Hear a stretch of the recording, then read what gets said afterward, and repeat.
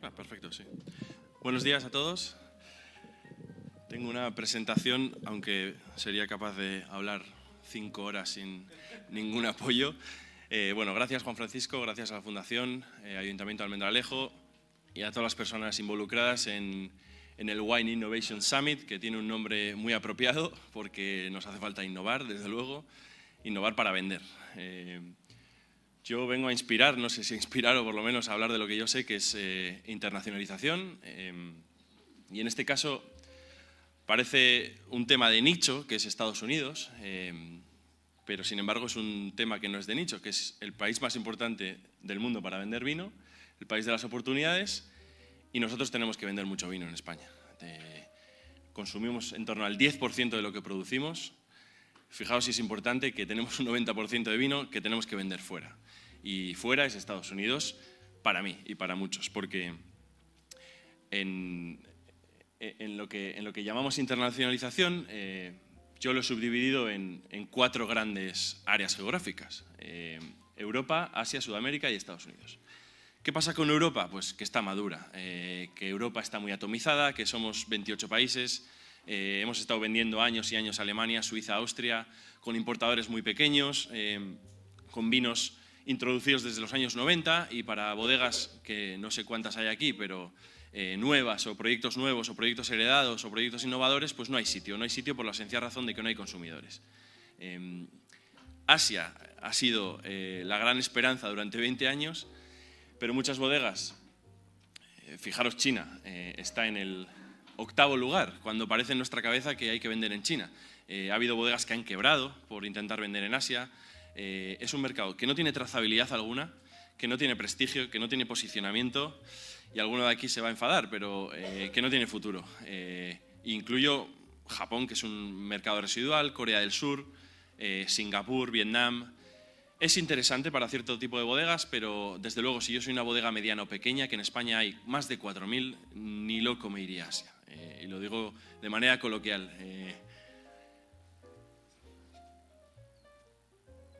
Ahora voy con el mercado americano, pero acabo con Sudamérica. Sudamérica es un mercado muy, muy interesante. ¿Qué pasa con Sudamérica?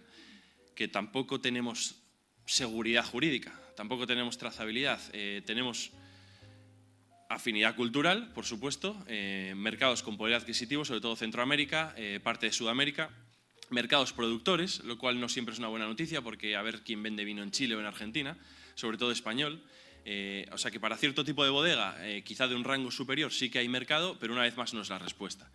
La respuesta para mí es Estados Unidos, crecimiento a doble dígito desde hace 15 años, es decir, todos los años subimos un 10% mínimo, es el país exportador o al que exportamos el segundo del mundo, pero si lo unimos con Canadá es el primero, es el mercado por excelencia. Y ahora mismo vendemos 231,8 millones, datos desde 2021, si no me equivoco, de la Organización Interterritorial del Vino. Y el plan estratégico en el que está involucrado la Federación Española, varios agentes como nosotros mismos y el propio ICEX, es doblar en 5 años, es decir, vender 450 millones. Y yo estoy convencido de que podemos vender 1.000 millones. Los estados y sus tamaños, lo he titulado. Bien, aquí hay una percepción que yo creo que la gente no entiende muy bien. Muchos de los productores quieren vender en la zona de Valencia, por ejemplo, o en la Costa del Sol, ¿no? Y ¿tienes distribución en Málaga, no? La pregunta habitual. Bien, en Málaga viven 500.000 de personas. En Illinois viven 10 millones. En California viven 40. California es España, Texas es España, Florida es España o la mitad, Nueva York es la mitad, Pensilvania es 1/3. Yo soy un productor de Toledo y no tengo distribución ni en Gijón ni en Barcelona y tengo a los comerciales enfadados porque no acaba de coger volumen la cosa. ¿A dónde miro? Pues para mí está claro. Miro a Ohio o miro a Georgia. Tengo un mercado de 10 millones de personas. El consumo per cápita es 3 veces mayor a España, ahí donde lo veis.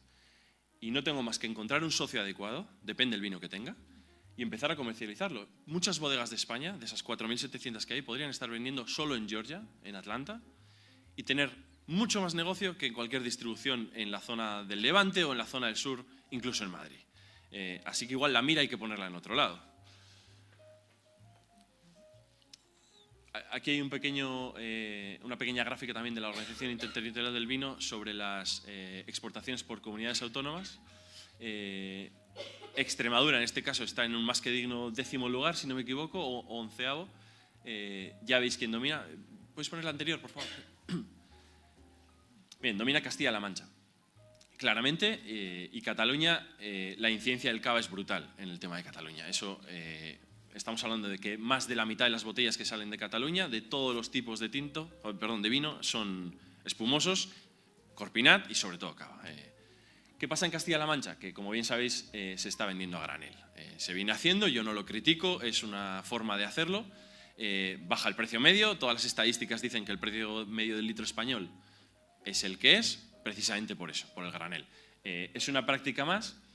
Quizá se debería separar más tácitamente, más explícitamente, saber bien que estamos vendiendo vino envasado y vino a granel, que todo el mundo tenga claro cuánto de cada uno, incluso en términos políticos y regulatorios debería haber mucha más diferencia, porque realmente estamos ahora mismo vendiendo litros a 80 céntimos de tempranillo manchego, etcétera, etcétera. Y a partir de ahí, Comunidad Valenciana, que está vendiendo mucho vino sin DO, aunque se cuantifica, y La Rioja, por supuesto, y el País Vasco, que engaña, porque en realidad cuando hablamos de País Vasco estamos hablando de Rioja Alavesa y algo de Chacolí, que es mi tierra, pero no creéis que vendemos tanto. Y bueno, y luego va bajando y efectivamente para mí la clase media, que le llamo, que es Castilla y León, Murcia, Aragón, Andalucía, Navarra, Extremadura y algo Madrid, y Galicia con su Albariño, es donde tienen el mayor número de bodegas, porque al final las explotaciones de La Mancha y de Castilla y León son gigantescas. Pero en Cataluña hay 456 bodegas, muchas de ellas no producen ni 25.000 botellas. Y para que todo el tejido y el sector crezca, estas bodegas tienen que exportar. Y aquí me voy a explayar, aunque no haya mucho texto en la pantalla, pero una vez que uno se enfrenta a un importador, hable inglés o no hable inglés, a un comprador o a un comprador de retail o de gran cadena, se va a enfrentar a dos tipos de conversaciones. La primera es, tu vino no me importa, literalmente, y la segunda es, háblame de tu vino. Y hago un inciso y luego sigo. En Estados Unidos y en Canadá hay dos mercados claramente y uno en un limbo. El mercado del vino por debajo de 4 euros, precio de bodega, muchos me entendéis aquí, el famoso S-Works, $5. Tiene mucho potencial, el 80% del mercado está ahí, que luego se convierte en 15-20 dólares en retail y unos 35-40 en restauración. Y algunos se pasan y lo ponen a 50 o 60, que te encuentras sorpresas en ciudades como Nueva York, Los Ángeles, bueno. Ese es el mercado del vino en el que tenemos potencial. Y luego está el mercado premium, que es el de 20 euros ex-works y para arriba. Hay gente en España que lo ha entendido y lo está haciendo muy bien. Y yo sí digo nombres, Juan Francisco, me mojo y digo Remírez de Ganuza, digo Márquez de Morrieta, digo El Nido, digo Emilio Moro, digo Carmelo Rodero, digo Escaladei, y puedo decir decenas de bodegas donde han entendido que... Y esto es un término financiero, en realidad. Si yo vendo mucho vino barato, ganaré un margen neto escaso, pero lo multiplicaré por muchos millones. Esto es de primero de bachiller. Si yo vendo menos vino, pero con un margen jugoso, también ganaré mucho dinero. ¿Qué ha pasado en España? Y ese es el limbo del que hablo, que vendemos mucho vino entre 4 euros y 20. Y ese vino en el mercado norteamericano está flotando en la nada, no hace volumen, y sin embargo tampoco estamos ganando margen neto. Y yo lo llevo hablando en los círculos del sector mucho tiempo. Incluso desde las instituciones se debería, aunque sea en charlas privadas, empujar al productor. Mire, usted tiene un buen vino. Yo ya lo de caldo no lo utilizo porque alguno me ha echado la bronca, eso es de los años 80. Usted tiene un buen vino. Bueno, pues no tenga vergüenza, y esto es un problema de autoestima también, no tenga usted vergüenza en subirle el precio. Pues súbale el precio con la cabeza bien alta, con lo que le ha costado a usted la familia que lleva aquí 50 años, estas hectáreas, esta viña es maravillosa, esta viña prefiloxérica que tiene 127 años, este vino vale 25 euros y acaba en el restaurante a 100 y lo va a vender. Y lo va a vender igual que el que vende de 11 euros. Sin embargo, va a usted ganar 17 euros netos. Y creo que esta cultura en España tiene que crecer y tenemos que crecer en autoestima. Y en ese sentido también lo uno con... Tenemos que ir de la mano todos, que es muy romántico, pero es verdad. Creo que se ha pecado de regionalismo. Esto también va a caer quizá un poco mal, pero hemos ido con mucho pabellón manchego, extremeño, vasco, a todos lados y no hemos ido con un pabellón español, de verdad, vino de España. Y el vino España no tiene denominación, no tiene un label, pero es Product of Spain, que es lo que pone. Y eso vende muchísimo, créanme, vende muchísimo. Y el monovarietal también vende muchísimo. Imagínate que pone Product of Spain Tempranillo. Si soy Emilio Moro no pongo eso, porque soy Emilio Moro. O si soy Veronia, pero si no soy ninguno de esos 40, 50, 100 que tenemos en la cabeza, esa autoestima o esa humildad también de decir, bueno, voy a vender algo de vino sin poner lo que tenga que poner. Y ahí es donde, volvemos al anterior, perdón. No, al anterior, ahí. Aquí es donde tu vino no importa. Yo estoy con un tipo de Boston que me va a comprar un container y no le importa que yo sea Jiménez o que sea Delgado, que sea Sánchez o Sastre. Le importa qué uva es, si es un blend o es un monovarietal y qué precio le voy a dar. Y si insisto en que mi familia lleva 65 años en el Penedés y le voy a aburrir y no voy a vender vino. Y hay que ir al grano y hay que escucharle. Y si quiere un Cabernet Franc de La Mancha, o si quiere un Merlot, o si quiere un Albariño, y le da igual y quiere que ponga Albariño en la etiqueta, tendremos que decir que sí, o yo por lo menos recomiendo que decir que sí. Hacemos esa tirada, sacrificamos un poco la marca, que a veces no es tan importante si se supone que vamos a vender 150.000 botellas, y le vendemos el vino a ese señor. Y luego está el que quiere escuchar de verdad quiénes somos y de dónde venimos y si mi abuelo o mi abuela fundó la bodega, y podemos estar hora y media hablando de esta viña tiene 60 años, este es un viñedo singular, tengo aquí una hectárea preciosa y esa conversación puede ser de 5 días.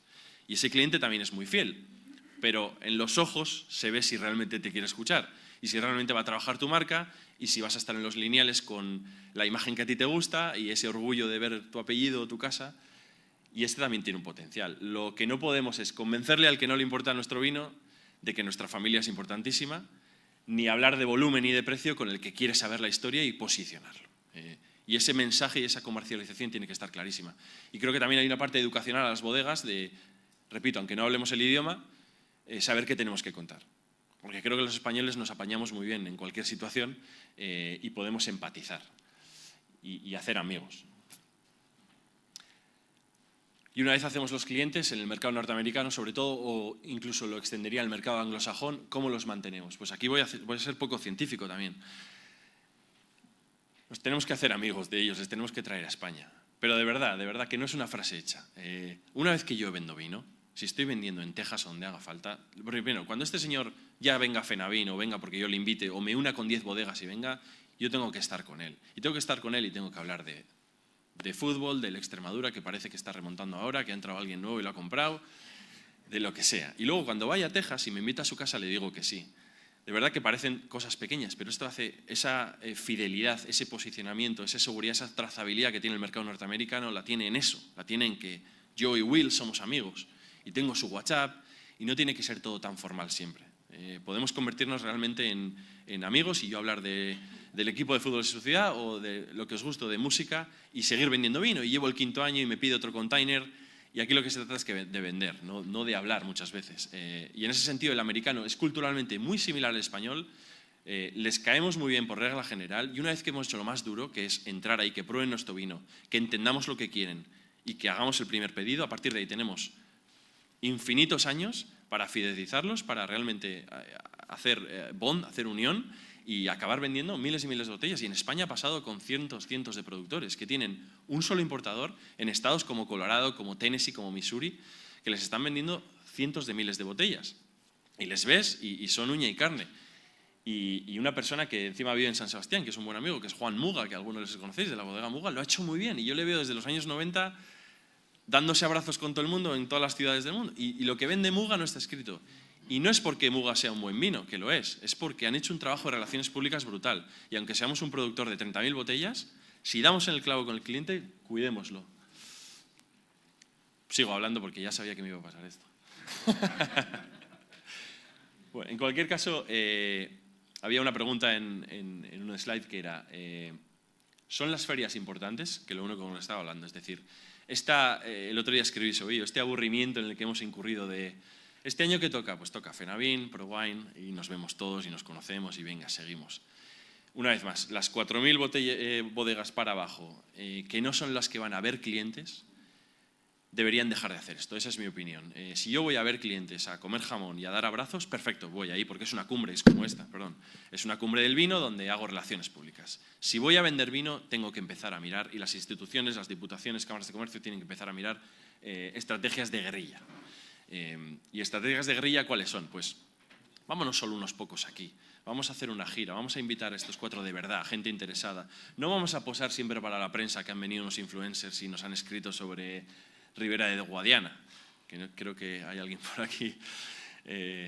No es tan importante, y aquí esto también es controvertido, no es tan importante aparecer, creo que estaréis todos de acuerdo que es importante vender. Y para vender tenemos que ir y que prueben nuestro vino o que vengan. Y no necesariamente tenemos que estar en un pabellón gigantesco con otros productores de otros 25 países perdidos y achicados sin saber muy bien qué hacer. Yo creo que el vino español le toca abrir camino, innovar y dejarnos de las grandes ferias que están para los que están y empezar a trazar nuestro camino, porque el potencial es infinito. Así que hay sitio para todos, como digo ahora, sobre todo, ya os digo, 50 estados. ¿Por qué no Hawái, Alaska, Montana, Idaho? En Idaho tengo anécdotas divertidísimas, es un estado del tamaño de Alicante, pero no sabéis cómo beben.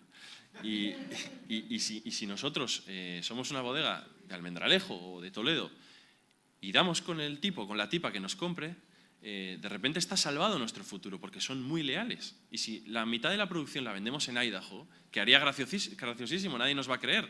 Y sin embargo es viable nuestro proyecto, que es de lo que se trata.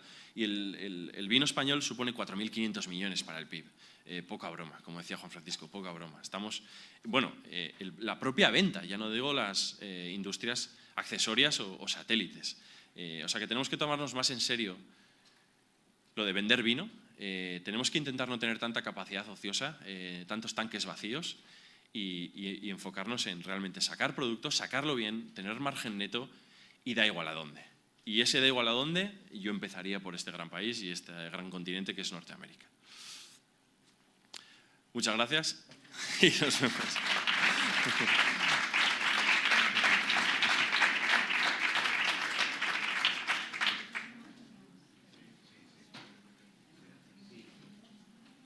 No, creo que tenemos algún micrófono por ahí. No sé si tenéis alguna pregunta.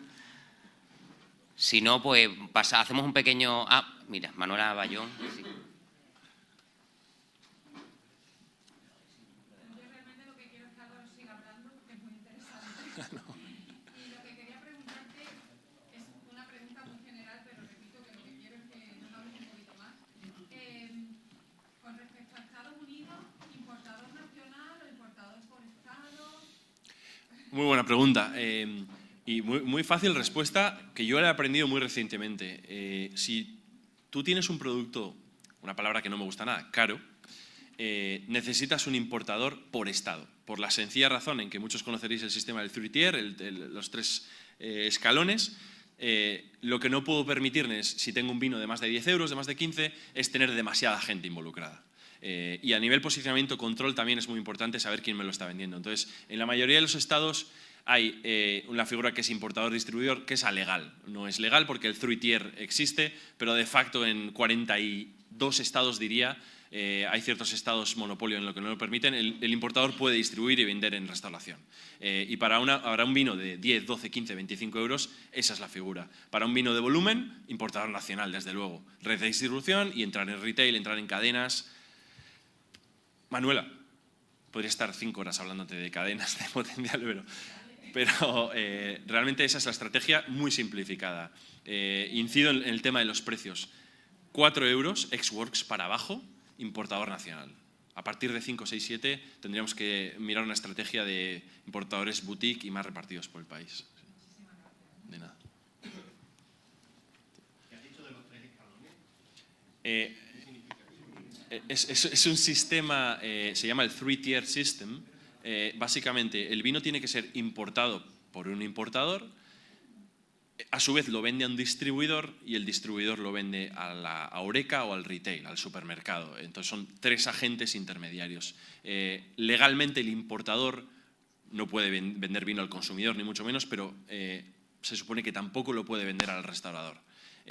como digo, de facto sí lo hace en la mayoría de los estados, pero hay estados como Georgia, como Pensilvania, como las dos Montanas, como Carolina, que realmente eso está penalizado. Incluso Massachusetts, todo Nueva Inglaterra, pero en los estados importantes, California, Colorado, Texas, Nueva York, el importador importa y hace de distribuidor, tiene doble licencia, entonces puede vender el vino a restaurantes y cadenas de supermercados.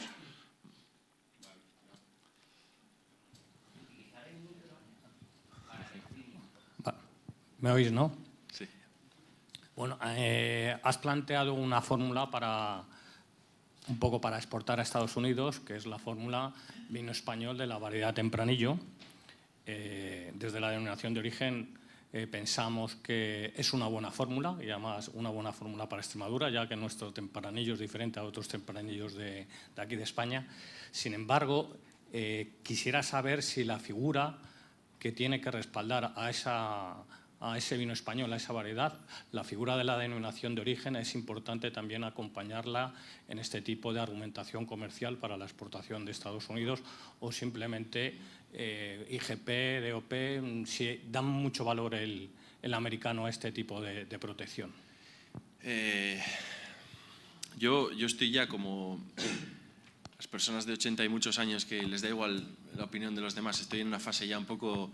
entonces voy a volver a decir una barbaridad, pero les es irrelevante totalmente en la mayoría de los casos el tema de la denominación, y hacéis un trabajo fascinante, pero... y es más, en realidad lo que voy a decir tiene sentido y me vas a entender. Les importa el área. Entonces nosotros tenemos 96 o 113, creo, denominaciones de origen en España, muchas de ellas IGP. No tanto esa etiqueta tan bonita que ponemos, sino que es vino de Extremadura. Eso sí, Extremadura, lo ubican, lo entienden, pero claro, no existe, bueno, sí existe vino de la tierra de Extremadura, pero a su vez también hay denominaciones más pequeñas dentro de ese área. Yo he aprendido, y es mi experiencia, que vender zona, en este caso comunidad autónoma, tiene más sentido que vender micro DO o incluso el tema de los pagos y demás. Quizá nos obsesionamos mucho con eso en el mercado norteamericano, incido. Sin embargo, la acción desde las DOs es capital, y realmente que guíen a las bodegas y les digan lo que tienen que hacer, pero no tanto en lo que es el labeling o el etiquetado. Desgraciadamente, nadie va a darle la vuelta a una botella y corroborar que es un vino de... Iba a decir Jumilla, pero es un mal ejemplo, porque Jumilla lo ha hecho muy bien y la verdad es que han penetrado. Pero, en fin, que tenemos 113 y que no todo el mundo las conoce ni remotamente. Así que el trabajo hay que hacerlo es, primero, Product of Spain, vino de España, eso es capital, monovarietales, no solo tempranillo, sino muchos importadores le piden al productor, ¿me harías el favor de poner Cabernet Sauvignon bien grande? Y luego abajo pago de... Y claro, nos duele en el alma eso, imagínate. Llevo mi familia 110 años aquí y me dice que ponga la uva este señor. Bueno, pero si va a suponer la viabilidad de tu negocio, pues, y lo mismo con las DOs. Si hay que poner tierra Extremadura o simplemente la comunidad autónoma más grande, que eso es un tema regulatorio que yo me pierdo, pero sería interesante que estéis cerca de las diputaciones y las comunidades autónomas y se hable un poco más de cuán grande puede ir el área geográfica. Galicia, por ejemplo, Extremadura, La Mancha, pero hay otras menos obvias, como pueden ser Aragón, que también tenemos Cariñena, Campo de Borja, pero... no ves ninguna botella que ponga vino de Aragón o Aragón en grande. Y para el americano, que hasta ahí llega, puede ser muy interesante, o para el canadiense, que el vino lo ubique pues, más o menos en una parte de España y sepa que tiene una característica, porque a mí me dicen Extremadura y en el paladar yo por lo menos ya siento unas sensaciones. Y eso que sí, el consumidor medio sí que lo tiene un poco interiorizado, pero desgraciadamente no las DOs tan pequeñas.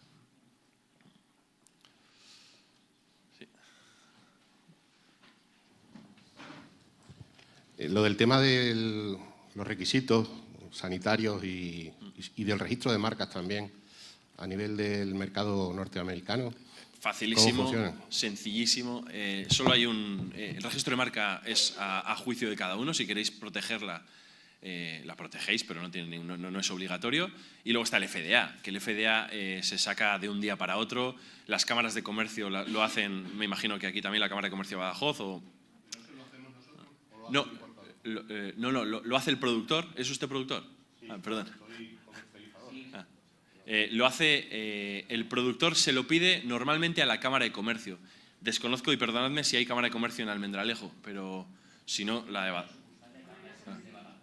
en ese caso en la Cámara de Badajoz. Es un trámite. El FDA, por ejemplo, para el jamón ibérico, sí que es más complicado porque tienen que validar las instalaciones productivas y tiene que venir una persona de Estados Unidos. Es un trámite horroroso.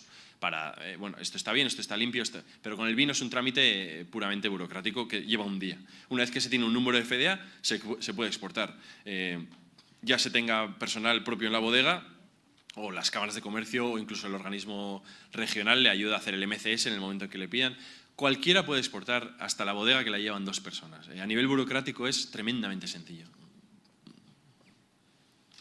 ¿Y registrar la marca entonces no es importante?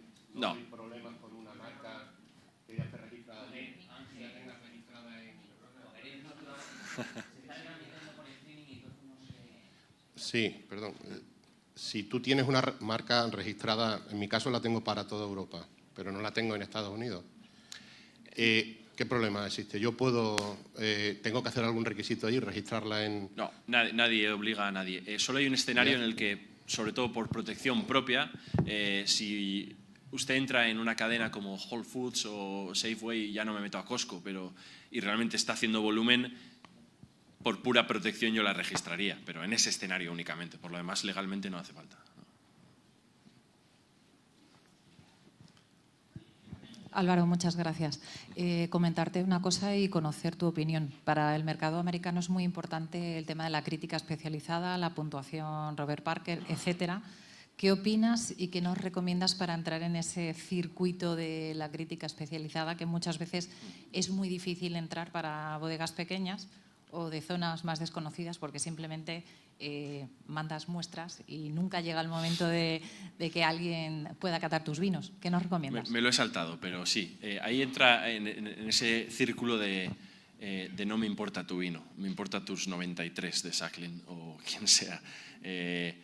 Hay empresas, y lo recomiendo fervientemente, hay empresas que se dedican a asegurarse de que tu vino llega al crítico. Es decir, si lo hacemos desde aquí, como bien dices, si mandamos a decanter una caja y nada más hacemos, o hacemos nada más, pues igual se pierde. Pero si contratas una empresa que te puede costar $300, que se aseguran que ese vino es criticado, pues adelantas mucho. Y realmente ese 92, 93 que lo doy por hecho en España, porque es que es muy difícil que un vino español, muy, muy difícil, tenga menos de 90, pues te va a abrir muchas puertas. Y vas a poner el sticker, y por mucho que seas una bodega de 100.000 botellas, si tienes ese 90 y pico, te miran con otros ojos. Así que 100% recomendable y muy buena pregunta. El que quiera que le pase a alguna de estas empresas, que me escriba, por supuesto. Sí. Hay 2 o 3 muy eficientes, con gente encantadora, tan sencillo como mandar el vino a sus oficinas, ellos lo remandan a decanter o a quien usted decida y efectivamente llega al crítico y se tiene Si el vino es infame, pues tendremos un 86 y no habrá nada que hacer, pero...